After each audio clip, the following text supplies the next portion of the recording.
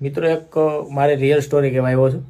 પહેલાં જ કીધું જરાય અભિમાન નથી કરતો, પણ જે તે સમયે અમારી સગાઈની વાત હાલતી ને તો એક જગ્યાએથી જોવા આવ્યા ને મને, તો એને એવું કીધું કે છોકરાને પાનની કેબિન છે, પતરાની કેબિન છે, તો અમારે નથી કરવું.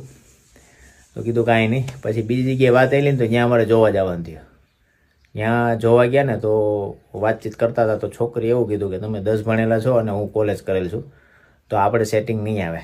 કેન્સલ થયું. આજે મારે ઘરની દુકાન છે, હાઈ ક્લાસ મસ્ત. અને બીજું કે જ્યાં હું બીજી જગ્યાએ જોવા ગયો હતો, જ્યાં ભણતર ઓછું પડ્યું હતું ને, એ લોકો 2 દિવસ પહેલાં હમણાં દુકાનેથી નીકળ્યા તો ઉભા રહ્યા સોડા પીવા, તો ઓળખી ગયા, વાતચીત કરી. તો એમના હસબન્ડ અત્યારે પ્રાઇવેટ સ્કૂલમાં નોકરી કરે છે અને પગાર તો કંઈ પૂછ્યો નથી, પણ રહે છે અહીંયા, ભાડે રહે છે, ઘરના મકાન નથી. અને 4 જણા 2 વ્હીલ લઈને આવ્યા હતા, 2 છોકરા એના અને પોતે 2. એ જ જગ્યાએ આજે મારે ઘરની દુકાન તો છે જ, ઘરનું મકાન છે અને મોટી ગાડી છે. પહેલાં કીધું હતું ને, હજી કહું છું કે અભિમાન નથી કરતો, પણ કહેવા એ આવ્યો છું અભિમાન નથી કે કોઈનો નાનો ધંધો જોઈને અથવા તો એમનું ભણતર જોઈને એને કેન્સલ કરવો એ યોગ્ય નથી. માણસ જોઈને ડિસિઝન લ્યો. હા, અભિમાન નથી કરતા. તો આ બિલકુલ સમજી ગયા સાહેબ, તમે સ્ટોરી શેર કરી. તો આપણે આમની સ્ટોરીને થોડી સાયન્ટિફિકલી એનાલાઇઝ કરીએ તો ઇવોલ્યુશનરી સાયકોલોજી હાઇપરગેમીનો કોન્સેપ્ટ છે.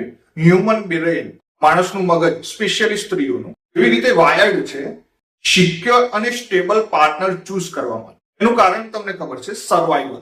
પહેલાના ટાઈમમાં રિસોર્સ એટલે સર્વાઈવલ. તો એના કારણે છોકરીઓ જનરલી શું જોવે છે? ફાઇનાન્શિયલ સ્ટેબિલિટી, સોશિયલ સ્ટેટસ અને ફ્યુચર સિક્યોરિટી. જ્યારે છોકરો લો ફેઝમાં હોય છે, એટલે તમે કીધું પતરાની દુકાન ને પાનની દુકાન હતી પતરાવાળી, જ્યારે છોકરો લો ફેઝમાં હોય છે તો ત્યાં રિસ્ક ફેક્ટર વધારે દેખાય છે. એના કારણે રિજેક્ટ થવું નેચરલી છે. હવે છોકરી નહીં કરે, બટ આ ટેન્ડન્સી હોય છે. સાયકોલોજીમાં એક કોન્સેપ્ટ હોય છે જેમાં લોસ વધારે ફીલ થાય છે ગેઇન કરતા. મતલબ એમ છે કે છોકરીને એના મા બાપ વિચારે છે કે જો આ છોકરો ભવિષ્યમાં સક્સેસફુલ ના થઈ શક્યો તો મારી લાઈફ તો રિસ્કમાં જતી રહેશે ને. અરેન્જ મેરેજમાં એ લોકો સેફ ઓપ્શન્સ ચૂઝ કરે છે. જે છોકરાઓ ઓલરેડી સ્ટેબલ છે, ભારત જેવી સોસાયટીમાં છોકરાઓ સેટલ હોવા જોઈએ.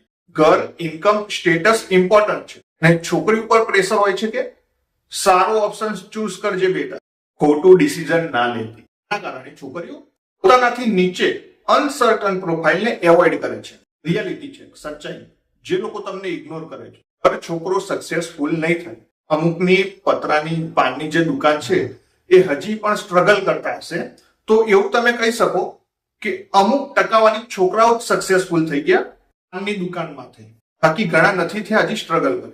જે છોકરીઓએ ભાઈને રિજેક્ટ કર્યા એ ટાઈમ માટે એમના પર્સપેક્ટિવથી લોજિકલ ડિસિઝન હતો. જે છોકરીએ આમને સપોર્ટ કરે, આ રેર છે, પણ આ જ હાઈ વેલ્યુ પાર્ટનર છે. લાઈફમાં 2 રીતના લોકો તમને મળશે.